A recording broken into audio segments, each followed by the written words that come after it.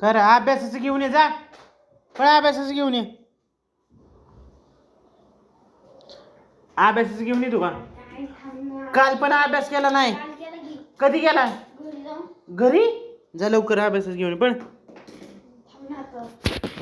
आता थांब ना म्हणजे जसे लिहिलेकडे लिहायला पण